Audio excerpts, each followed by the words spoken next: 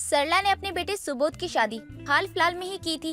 सरला की बहू खूबसूरती में तो किसी से भी कम नहीं थी, लेकिन उसमें संस्कार भी कूट कूट कर भरे थे। अब शादी के बाद जब सरला की पड़ोसन विमला सरला की बहू कोमल की मुंह दिखाई को आती है। अरे बधाई हो सरू, तू तो सास बन गई।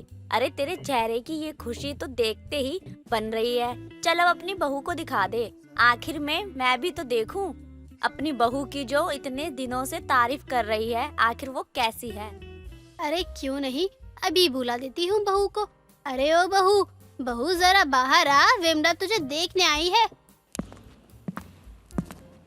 हैं? ये क्या है, इतना लंबा घूंघट? सरला, तू तो ऐसी सास नहीं थी, फिर तूने अपनी बहू के आते ही उसे घूंघट करने पर मजबूर क्यों किया? अरे नहीं नहीं, तू जैसा सोच रही है वैसा कुछ नहीं है। भला मैंने तो बहू को ये कहा है कि तुझे मैं कुछ पहनने से रोक टोक नहीं करती हूँ। नहीं, मैं मान ही नहीं सकती कि तूने बहू को घूंघट करने के लिए कहा ही नहीं है। विमला जब सरला की बहू की मुंह दिखाई के लिए आती है तो वो देखती है कि सरला की बहू घूंघट में तो है और वो नॉर्मल घूंघट नहीं है। सरला की बहू कोमल लंबे घूंघट में वहाँ खड़ी विमला और सरला की बातें सुन रही थी, लेकिन जब कोमल बात बढ़ता हुआ देखती है तो खुद ही अपना घूंघट उठाकर अपनी सास और पड़ोसन को रोकते हुए कहती है, अरे माँ जी और काके जी, क्या हुआ है? और ये घूंघट के बारे में क्या बात कर रहे हो आप? ये घूंघट के पीछे ना लड़ाई भी मत कीजिए। ये मैंने घूंघट खुद रखा है, माँ जी ने मुझे बिल्कुल भी नहीं कहा है। सुन लिया ना, अब पड़ गई तेरे कलेजे को ठंडक। जरूर तूने बहू को चुकोटी काटी होगी ये बोलने के लिए। सरला, मैंने सच बता रही हूँ, अभी बहू को ससुराल आए हुए 2 दिन भी पूरे नहीं हुए। तू अपने अंदर की इस खड़ूस सास को जिंदा मत कर। तुझे अब विश्वास ही नहीं हो रहा मेरी बहू की बातों पर, तो क्या ही किया जा सकता है। चल छोड़, बातें ही खत्म करते हैं अब शाम को सरला का बेटा सुबोध घर आता है और सुबोध कोमल को बाहर घूमने ले जाता है। आज के समय में घूंघट में एक लड़की को देखकर सभी अचंभे रह जाते हैं। अब सुबोध अपनी बाइक बाजार में एक कोने में खड़ी करता है और अपनी पत्नी से कहता है, अरे सुनो ना, इस घूंघट को हटाओ। पूरे रास्ते कहता आया हूँ कि हटाओ हटाओ हटाओ, तुम तो सुनती नहीं हो। अरे नहीं नहीं, मैं ठीक हूँ, मुझे इसकी आदत हो रही है और तुम हो और इसे हटाने की कह रहे हो। सुबोध अपनी पत्नी कोमल को घूंघट हटाने को कह रहा था और कोमल घूंघट हटा ही नहीं रही होती है। ये काफी देर से 2 लड़के चाय की दुकान पर बैठकर देख रहे होते हैं। अरे भाई देख, लगता है ये लड़की के साथ जबरदस्ती कर रहा है। हम भी बजरंग दल से हैं। हमारी पत्नी को छोड़कर सारी लड़कियां हमारी बहन है, समझा? और ये लड़की भी हमारी बहन हुई। चल अपनी बहन की इज्जत बचाएंगे, इस नास पीटे को कूट के लाठी से मजा चखाएंगे। इसको इतना सूतेंगे कि रात को सो ही नहीं पाएगा। इतना कहने के बाद दोनों लड़के कोमल और सुबोध के पास पहुंचते हैं और सुबोध जैसे ही कोमल का घूंघट उठाने के लिए कोमल की साड़ी का पल्लू पकड़ता है, उन दोनों लड़कों में से एक लड़का सुबोध का हाथ पकड़ लेता है। अरे भाई, काहे जल्दी हो रही है तुमको? तनिक रुको, हमसे भी बतिया लो। अरे कौन हो तुम लोग? ये डंडा लिए बदतमीजी क्यों कर रहे हो? हम पति पत्नी का मामला है, बीच में क्यों आ रहे हो? अरे गोलू सुना, क्या रहा है, हमारे बीच में क्यों आ रहे हो? बजरंग बली का नाम लेकर आज इसको इतना धोएंगे कि सुधर जाएगा। अरे अरे अरे अरे भैया भैया, लेकिन बताओ तो मैंने क्या किया है? अरे कोमल, क्या मुंह देख रही हो? बचाओ ना मुझे इन गुंडों से। अरे अरे, मेरी गलती क्या है? लड़की छेड़ेगा, अब तू अपनी बीबी को भी दीदी बोलेगा। साले तुम लोगों की वजह से हमारी माँ बहन घर से निकलने से पहले सोचती हैं। तुम ही लोग होते हो जो उनका मनोबल गिराते हो। हाँ सही कह रहे हो भैया, एकदम। अरे ये जैसे लोगों के कारण हमारा देश का नाम बदनाम हो रहा है। मारो इस साले को, बहुत मारो। अरे आप लोग कौन हो और मेरे पति को क्यों मार रहे हो? अरे बहन, तुम डर कर कुछ भी मत बोलो, हम है ना, हम इनको छोड़ेंगे नहीं।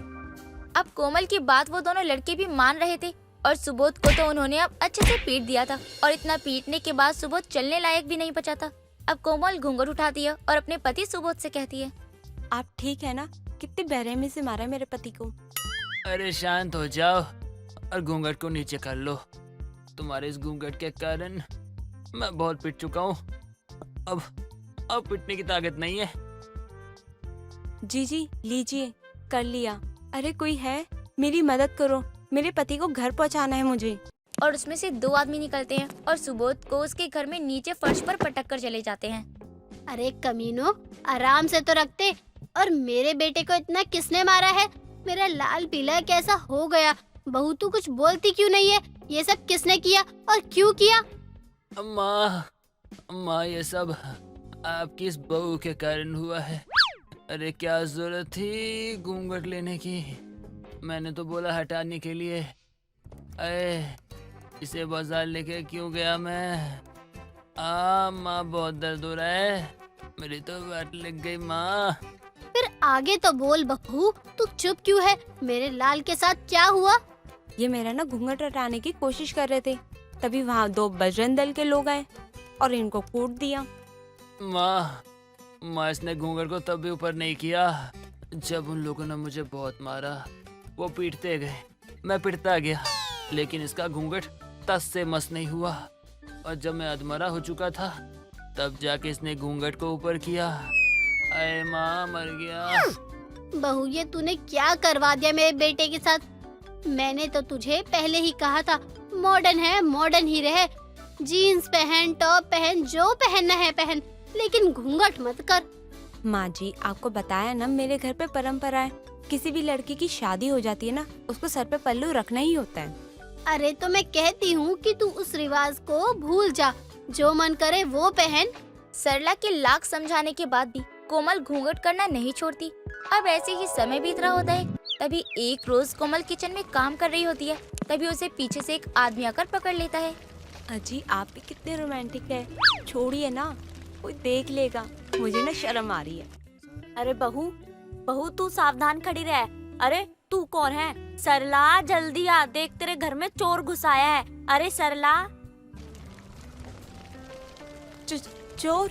मैं तो अपना पति समझ रही थी, लेकिन तुम तो चोर निकले। देखो तुम्हें ना जो ले जाना है ना ले जाओ, लेकिन मुझे छोड़ दो। तुझे जो चाहिए ले जा, लेकिन मेरी बहू को छोड़ दे।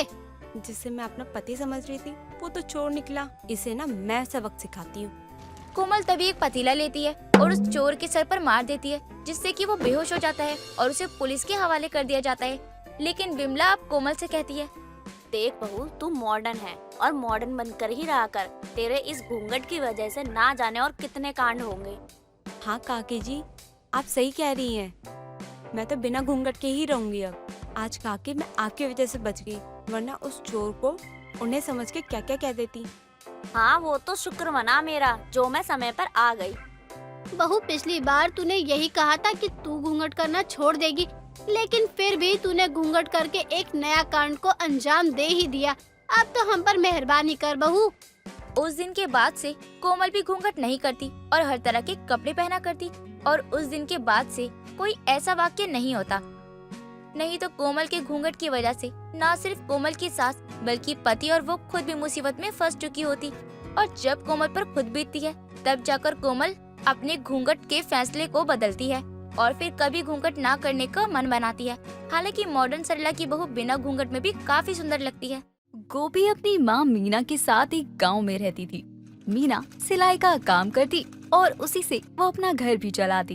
एक दिन उसकी बेटी गोपी खाना लेकर उसके पास आती है। माँ कितना काम करोगी, थोड़ा खाना खा लो और आराम कर लो। बेटी समय नहीं है, कल तक मुझे ये सभी ब्लाउज सिल कर देने हैं। अगर नहीं दिया ना तो मुझे आगे काम नहीं मिलेगा। माँ आप इतना मत सोचो, ऐसा कुछ नहीं होगा क्योंकि पूरे गांव में आपके सिवा कोई और सिलाई करने वाली है नहीं, तो लोगों को आपके पास ही आना पड़ेगा ना। बेटी आजकल जमाना बहुत आगे है, अगर मैं नहीं करूँगी ना उनका काम तो वो कहीं और से करवा लेंगे। ठीक है माँ, आप जीती और मैं हारी। आप खाना खा के थोड़ा आराम कर लो, उसके बाद आपको जो करना है वो कर लेना। मीना अपनी बेटी की बात मान जाती है और सिलाई छोड़कर खाना खाने लगती है। खाकर वो जैसे ही बिस्तर पर थोड़ा आराम करने के लिए जाती है, उसकी आंख लग जाती है। अपनी माँ को सोता देखकर गोपी सोचती है, मेरी माँ अकेले ही कितना काम करती है, मुझे इनकी मदद करनी चाहिए। वैसे तो मुझे सिलाई नहीं पसंद है, लेकिन अगर काम पूरा करके नहीं दिया तो काम नहीं मिलेगा, इसलिए मैं ही सिल देती हूँ सारे ब्लाउज।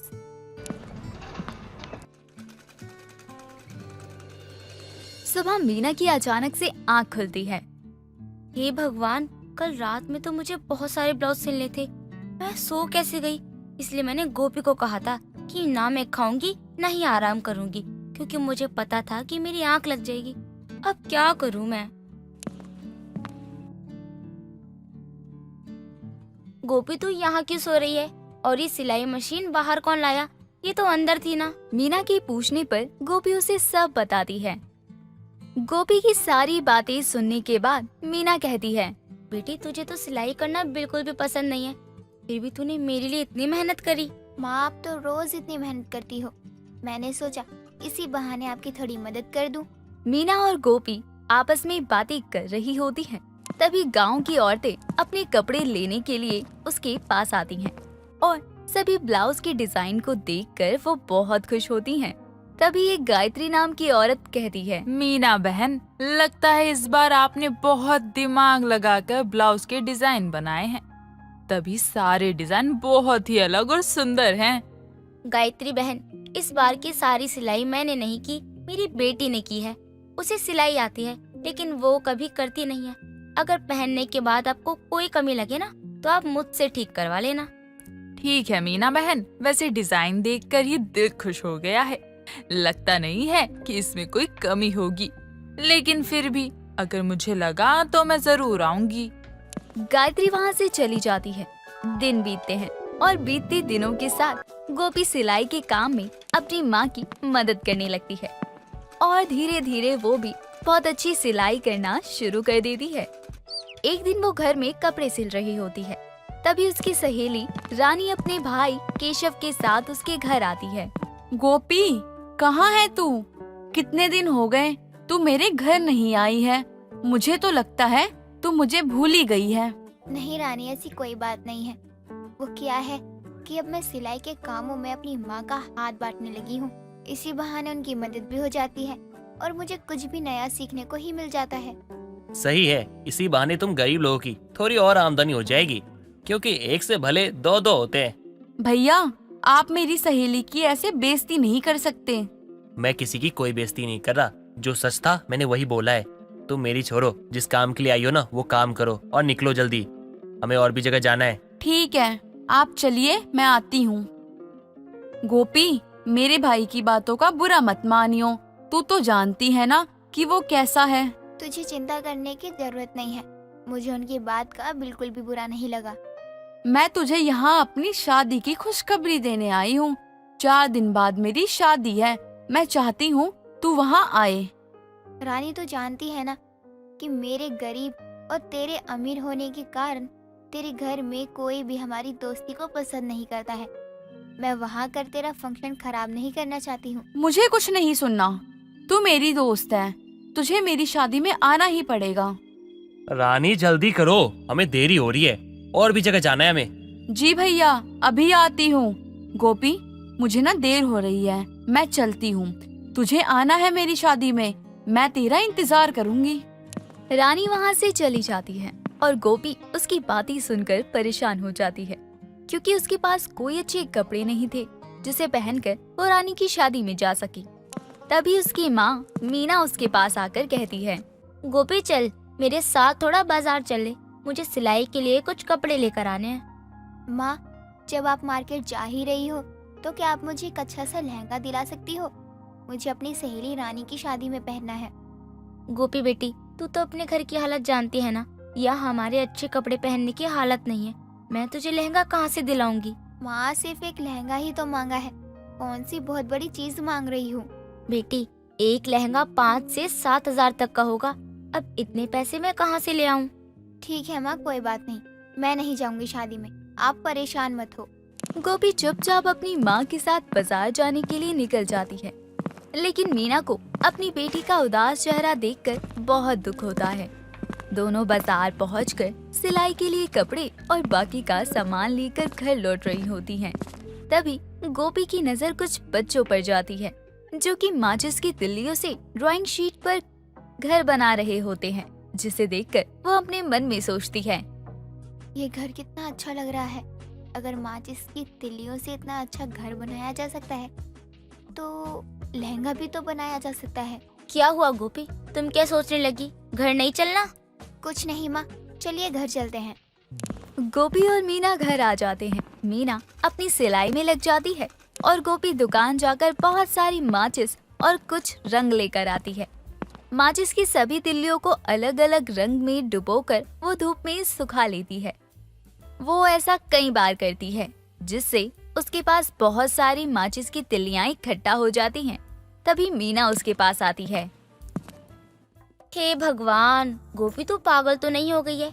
इतनी सारी माचिस की तिल्लियों का तू क्या करेगी? माँ, मैं रानी की शादी में पहनने के लिए माचिस की तिल्लियों का लहंगा बनाऊंगी। देखना, सब मेरे लहंगे को देखकर बहुत खुश होंगे और तारीफ भी करेंगे। खुश होंगे? ये तो सही कहा तूने, क्योंकि उन्हें मजाक उड़ाने का मौका जो मिल जाएगा।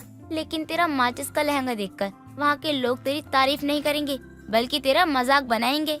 माँ, वो तो वक्त बताएगा। अब जो मैंने सोच लिया है मैं वही करूँगी। तुझे ये सब करने की जरूरत नहीं है बेटी। मैंने जो पैसे इकट्ठे किए हैं ना, तू उसे ले जाकर अच्छा सा लहंगा लिया। ये माचिस का लहंगा बनाने की जरूरत नहीं है। नहीं माँ, अब मुझे पैसे नहीं चाहिए। अब मैं माचिस का ही लहंगा बनाऊंगी। ठीक है, मत सुन मेरी। जब तुझे अपनी बेइज्जती करवाने का इतना ही शौक लग रहा है तो मैं कुछ नहीं कर सकती हूँ। मीना इतना कहकर वहाँ से चली जाती है। गोपी पर उसकी बात का कोई असर नहीं होता और वो दिन रात एक करके अपना माचिस का लहंगा तैयार कर लेती है और उसे पहनकर वो अपनी माँ के पास आती है तो मीना उसे देखती ही रह जाती है। ये किसका लहंगा मांगकर पहनकर आई है तू? कितना सुंदर लहंगा है ये। माँ, ये मेरा माचिस का लहंगा है। देखो कितना सुंदर लग रहा है। तू सही कह रही है बेटी, तेरा माचिस का लहंगा तो सच में बहुत सुंदर है। मुझे माफ कर दे, माँ होकर मैंने तेरा ही मजाक उड़ाया। कोई बात नहीं माँ, उसी से मुझे और इच्छा हुई कि अब मुझे ये काम करके ही दिखाना है। और देखो, मैंने कर दिखाया। गोपी अपना बनाया हुआ माचिस का लहंगा पहनकर रानी की शादी में पहुंचती है। तभी केशव उसे देखकर कहता है, मुझे पहले ही पता था कि तुम कुछ ऐसा ही पहनोगी, क्योंकि अच्छा और महंगा लहंगा खरीदने की तुम जैसे लोगों की औकात नहीं होती है। भैया, जो मैंने पहना है अपनी मेहनत से बना कर पहना है और मुझे इसे पहनने से कोई शर्म नहीं है। गोपी और केशव आपस में बात कर रहे होते हैं। तभी रानी अपने दोस्तों के साथ उसके पास आती है और सभी उसका माचिस का लहंगा देखकर दंग रह जाते हैं और उसकी बहुत तारीफ करते हैं, जिसे सुनकर केशव का सर झुक जाता है। इस तरह से गोपी का लहंगा पहनने का शौक भी पूरा हो जाता है और अलग डिजाइन का लहंगा देखकर उसे कई ऑर्डर भी मिलते हैं। जनकपुरी गांव में बिंदिया अपने माता पिता के साथ रहा करती थी। बिंदिया थोड़ी शरारती थी, इसीलिए उसे हर कोई पसंद करता। बिंदिया के पिता को एक दिन काम करते हुए लकवा मार गया था, इसीलिए बिंदिया की माँ सुनीता खेतों में काम करती और बिंदिया घर में रहा करती। ऐसे ही एक दिन बिंदिया अपनी माँ से कहती है, माँ, मुझे भी आपके साथ काम करना है। पता है, आपको घर का सारा काम करने के बाद मैं इधर उधर घूमते रहती हूँ। मुझे घर पर खाली बैठे रहना अच्छा नहीं लगता। पागल तो नहीं हो गई हो? अगर तुम भी बाहर का काम करोगी तो तुम्हारे पिताजी का कौन ख्याल रखेगा? वैसे भी मैं नहीं चाहती कि तुम कभी बाहर का काम करो। माँ, मुझे काम करना है। अगर मैंने भी काम करना शुरू कर दिया तो हमारे घर के हालात थोड़े बहुत सुधर जाएंगे। पिताजी को देखो, इनकी दवाइयाँ भी नहीं लेकर आ पाते हैं। हम 2 महीने में सिर्फ एक बार दवाई लेते हैं पिताजी की। मुझे पता है, फिर भी मैं तुझे काम करने की इजाजत नहीं दूंगी, भले तुम मुझसे गुस्सा ही क्यों ना हो। फिर भी मैं तुम्हें इजाजत नहीं दूंगी कि तुम कहीं काम करो। हाँ ठीक है, नहीं करना मुझे कोई काम। जब आपको जरूरत पड़ेगी तब आकर आप मुझसे खुद ही बोलोगी ना, तब मैं मना करूंगी कि मुझे नहीं करना कोई काम। जैसे आप मना कर रही हो तब मैं करूंगी। मैं तेरी भलाई के लिए बता रही हूँ, ना कि तुझसे कोई खुन्नस है मुझे। तुझे तो पता ही है, हर किसी की नजर अच्छी नहीं होती। तू लड़की है और तू बाहर काम करेगी तो गांव वाले क्या कहेंगे? बस माँ, मुझे पता चल गया आप क्या कहना चाहती हो, कि आपको घर से ज्यादा गांव वाले क्या कहेंगे उसकी चिंता है। बेटी से ज्यादा बाहर वालों की फिक्र है आपको। बिंदिया अपनी माँ को सुनाकर वहाँ से चली जाती है। ऐसे ही कुछ दिन और गुजर जाते हैं और अब सर्दी का मौसम आ जाता है। इतनी ठंड में सुनीता बाहर का काम नहीं कर पा रही थी, इसीलिए सुनीता बिंदिया से कहती है, बिटिया, मैं चाहती हूँ कि तू कुछ काम कर ले। घर में अब राशन भी खत्म हो गया है, ना दाल है ना चावल, कुछ भी नहीं है घर में। नहीं, मुझे कोई काम नहीं करना। मैंने तो पहले ही कहा था कि मुझे अब दोबारा कभी काम के लिए भी बोलोगी तो मैं नहीं करने वाली। तो अब कैसे बोल रही हो? अब ठंड का मौसम है, अब आपसे काम नहीं होता, इसीलिए आप मुझे काम की बोल रही हो ना? ये कैसी जिद है तेरी? ठीक है, काम नहीं करना मत कर, मैं ही कुछ काम कर घर का खर्च उठा लूंगी। तू बस अपने पिताजी का ख्याल रख, तब तक मैं कहीं से पैसे का इंतजाम करती हूँ। माँ बेटी बातें कर रहे थे, तभी वहाँ उनके पड़ोसी कमल जी आ जाते हैं और तभी सुनीता से कहते हैं, सुनीता जी, मुझे आपकी मदद की जरूरत है। क्या आप मेरी मदद कर सकती हो? हाँ है तो बता दो, या ना है तो भी बता दो, लेकिन जल्दी जवाब दे दो, मेरे पास ज्यादा वक्त नहीं है। अरे अब बताइए तो, क्या मदद चाहिए? बिना कुछ सुने समझे मैं आपकी कैसे मदद कर दूं? मेरे घर में कुछ मेहमान आ रहे हैं, क्या आप उनके लिए खाना बना देंगी? मैं इस काम के बदले आपको पैसा दूंगा। देखिए सुनीता बहन, मना मत कीजिएगा। अरे भाई साहब, नेकी और पूछ पूछ, जरूर काम करूंगी। मैं तैयार हूँ काम के लिए। आप बस बताइए कब से आना है। अरे वाह, मेरी चिंता तो दूर हो गई। आपको पता नहीं सुनीता जी, आपने मेरी कितनी बड़ी मदद की है। आपको पैसे वक्त पे मिल जाएंगे, और हाँ, खाना थोड़ा ज्यादा ही बना लेना, क्योंकि आप लोगों का भी वहीं पे सबके साथ खाना हो तो ज्यादा अच्छा लगेगा। ठीक है, कल से ना आप आ जाइएगा। देखा, अगर इंसान के पास हुनर है तो कहीं ना कहीं से काम मिल ही जाता है। अगर तुझे अब भी काम करना है तो चल मेरे साथ कमल जी के घर, वहाँ मेरी मदद कर दिया करना। ठीक है, अगर आप इतना बोल ही रही हो तो मैं आपकी मदद के लिए चलती हूँ। लेकिन माँ, अब इतनी ठंड हो रही है और हमारे घर का दरवाजा भी टूटा हुआ है। बहुत तेज और ठंडी हवा घर में घुस रही है। हाँ पता है मुझे भी, लेकिन मैं कर भी क्या सकती हूँ? कुछ तो इंतजाम करना पड़ेगा। अगर तेरे पास कोई तरकीब हो तो बता कि कैसे घर का टूटा हुआ दरवाजा ठीक करूँ। जब तक हमको पैसे नहीं मिल जाते तब तक हम कुछ नहीं कर सकते। वैसे हमको पूरा दिन काम पर ही रहना पड़ेगा, तो क्या हम पिताजी को वहीं नहीं ले जा सकते? नहीं, अगर ले गए तो कहीं कुछ कह ना दे। वैसे भी हम गरीब को कौन अपने घर में रखता है। रहने दे, फिर तू घर पर ही रहा कर। मैं जाती हूँ काम करने। दोनों माँ बेटी बातें करती हैं और उसके बाद अगले दिन से सुनीता काम करने कमल के घर चली जाती है और खाना बनाने का काम करती है। ऐसे ही कुछ दिन और बीत गए। सुनीता को काम करते हुए ऐसे ही बहुत ज्यादा सही लगने लगा था, क्योंकि वो मेहनत करके कमा के खा रही थी। ऐसे ही एक दिन कमल सुनीता से कहता है, सुनीता जी, मेरे घर पर मेरी बहन आई है। वो कह रही थी कि उसको आपके घर जाना है। अगर आपको बुरा ना लगे तो क्या मैं अपनी बहन को लेकर आपके घर आ सकता हूँ? लेकिन भाई साहब, इतनी ठंडी में गरीब के घर अमीर मेहमान आएंगे तो कहाँ बैठेंगे? मेरे घर में तो बैठने तक को अच्छी जगह नहीं है, और ना ही ठंडी हवा से बचने के लिए दरवाजा है। क्या आपके घर पे दरवाजा तक नहीं है? इतनी ठंड है, हवा से कैसे बचते हो आप लोग? और मैंने तो ये भी सुना है आपके पति बीमार है, तो कैसे आप उनका ध्यान रखते हो? मेरी बेटी है ना, वो ख्याल रख लेती है। वही घर पर रहती है, तभी तो मैं काम कर सकती हूँ, वरना मैं बीमार पति को छोड़कर कैसे काम करूँ? वैसे भी अब मुझे कुछ महीने बिना काम के रहना पड़ता, इसीलिए आपके घर के काम को हाँ बोल दिया। वैसे भी अब ये काम भी मुझसे छूटने वाला है। आपको ये किसने कह दिया कि आप हमारे घर का काम छोड़ रही हो? अरे मैं तो कहने वाला था सुनीता जी आपको कि आज से आप हमारे घर में ही काम किया करो, और जितना खेत में काम करते हो ना, उससे ज्यादा पैसा हम आपको देंगे। कमल की बात को सुनकर सुनीता भावुक हो जाती है और अब से सुनीता का काम भी पक्का हो गया था। कुछ दिन बाद सुनीता घर पहुंचकर अपनी बेटी बिंदिया से कहती है, बिंदिया सुन, बहुत ही जरूरी बात है। पता है, कमल भाई साहब के परिवार वाले हमारे घर में आना चाहते हैं। मैं क्या करूं, कैसे करूं, पता नहीं। क्या सोचेंगे हमारे बारे में? माँ, आप इतनी फिक्र क्यों कर रही हो? वो कोई लड़की देखने तो नहीं आ रहे हैं, तो बस चिंता करने की कोई बात नहीं है। वैसे भी मैं कल घर को थोड़ा बहुत सजा कर रख दूंगी, देखते हैं फिर क्या बोलते हैं। लेकिन बिंदिया, हम गरीब के घर में दरवाजा तक नहीं है। ऐसे में अमीर लोग आएंगे तो कितना बेकार लगेगा हमारा घर। वैसे भी कमल भाई साहब की बहन की बहुत बड़े घर में शादी हुई है, बहुत अमीर है वो। क्या इतनी ठंड में हम गरीब के घर अमीर मेहमान आएंगे? मुझे तो यकीन भी नहीं हो रहा है कि अमीर मेहमान आने वाले हैं हमारे घर में। हाँ तो अब बता, घर का कैसे काया पलट करेगी? क्या करेगी घर को जिसे थोड़ा बहुत अच्छा दिखे और हर कोई तेरी तारीफ करे? माँ चिंता मत करो, मैं हूँ ना, मैं कुछ ना कुछ जुगाड़ से घर को जितना हो सके उतना ठीक कर दूंगी। माँ बेटी घर संवारने की बातें कर रही थी कि तभी वहाँ कमल आता है और माँ बेटी की बात को सुनकर कहता है, सुनीता जी, आपको चिंता करने की क्या जरूरत है? मैं आपके घर मेहमान को लेकर आ रहा हूँ, ना कोई राजा महाराजा को लेकर आ रहा हूँ। वैसे भी हम भी पहले गरीब थे, हम तो अभी अभी अमीर हुए हैं। आप चिंता मत कीजिए, कोई दिक्कत नहीं होगी हमें। नहीं भाई साहब, वो बात नहीं है। हमें भी थोड़ा अच्छा लगना चाहिए। जब हम गरीब के घर अमीर मेहमान आएंगे तो हम उनको ठंडी हवा से बचाने के लिए क्या करेंगे?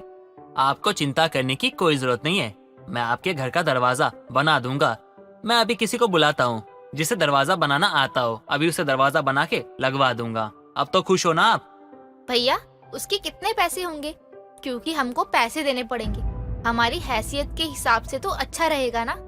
तुम अभी छोटी हो तो इतना सोचने की जरूरत नहीं है तुम्हें, मैं देख लूंगा सब कुछ। और हाँ सुनीता जी, आपको उस दरवाजे में पैसे देने की कोई जरूरत नहीं है, समझिए आप। लेकिन भाई साहब, आप हमारे लिए इतना कुछ कर रहे हैं, उसका शुक्रिया अदा कैसे करूं? मेरे पास लफ्ज नहीं है।